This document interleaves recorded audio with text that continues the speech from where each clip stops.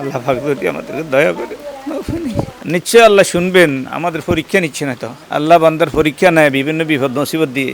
নিজেরা যা জোগাড় করতেছি, শুকনা খাবার খাইতেছি, কোনো সরকারি বা কোনো বিত্তবানদের কোনো সহযোগিতা আমরা পাইতেছি না। আল্লাহ আমাদেরকে যেভাবে রাখছে এটার উপরে আমরা চলছি। সকালবেলায় হালকা কিছু নাস্তা খেয়েছি, আর এগুলো নিয়ে সব তো ডুবে যাইতেছে। এটা আমাদের মেইন সড়কের উপরে আমাদের পানির অবস্থা, আমাদের বাড়িঘর সব ডুবে গেছে। চতুর্দিক শুধু পানি থইতে করতে আছে। আল্লাহর পক্ষ থেকে যদি আমাদের প্রতি দয়া আসে, তাহলে আমাদের মাছের উপরে আছে না, মাছের উপরে নেই।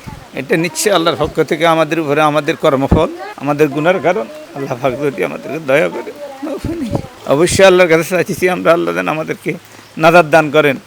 আল্লাহ যদি নাজাত না দান করেন, আমরা মুক্তি পাবো না, কেউ আমাদেরকে বাঁচাতে পারবে না।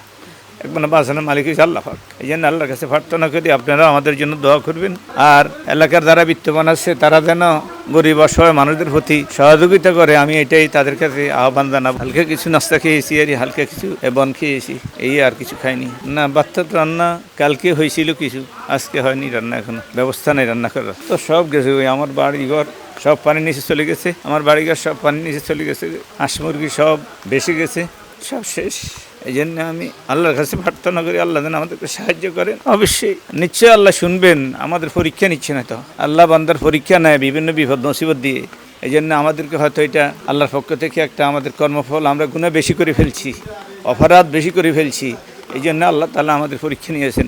আল্লাহ যোগে যোগে আল্লাহর আম্বিয়া আলাইহিস সালাতু ওয়াস সালামের পর্যন্ত যোগ পরীক্ষা নিয়েছেন। আমরা তো কিছু না তাদের তুলনায়, কিন্তু আমরা দেখুন এই পরীক্ষা যদি আমরা সবর এখতিয়ার করতে পারি, ধৈর্য ধারণ করতে পারি, আল্লাহর উপর ভরসা রেখে ঈমান শক্ত করি, আর ইবাদত বন্দি করে আল্লাহর কাছে কাঁদি, নিশ্চয় আল্লাহ আমাদেরকে নাজাত দান করবেন।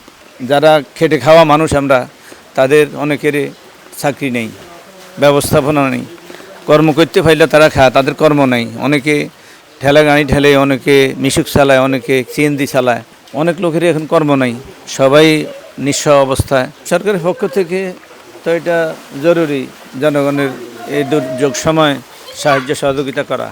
এই জন্য আমি সরকার মহোদয়ের নিকট আহ্বান করব যত সম্ভব যে জনগণের পাশে দাঁড়ানো, জনগণ সাহায্য করা এই দুর্যোগ মুহূর্তে। না, আমাদের কাছে এখন পর্যন্ত কেউ এসে নেই, কারণ এখন তো বর্তমানে আমাদের স্থায়িত্ব কোনো সরকার নেই, অস্থায়ী সরকার।